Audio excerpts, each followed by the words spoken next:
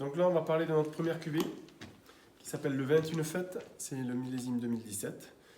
Donc 21 Fête, c'est un assemblage d'Abouriou à 40%, 40% de Cabernet Franc et 20% de Merlot. Donc l'Abouriou qui est notre cépage emblématique du Normandais.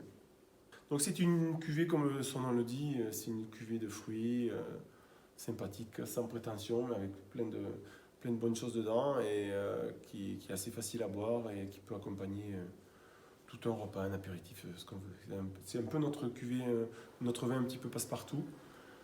C'est un vin sur le fruit, assez goulayant, fruité, mais qui a quand même de la matière. C'est pas un vin très léger, sans matière. Il a une persistance quand même qui est là et une trame tannique mais ronde. Et on a ces notes de cabernet mûres qu'on peut trouver, ces notes épicées, ces notes un petit peu de tabac et de zan qui sont caractéristiques. Et on a aussi ces notes de fruits et de fleurs que peut avoir la bourriou et d'épices. Et sur la rétro-olfaction, on a ce côté réglisse noir qui est dû à la bourriou. Chez nous, une des caractéristiques de la bourriou, c'est sur la dégustation, on a ce côté réglisse noir.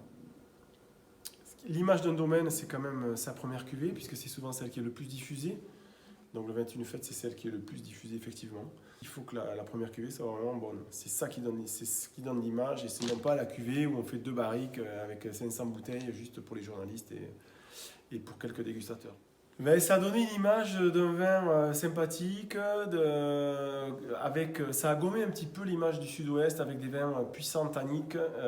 Donc ça a donné un petit peu plus de légèreté et d'esprit, je dirais, sur ces cuvées d'entrée de gamme.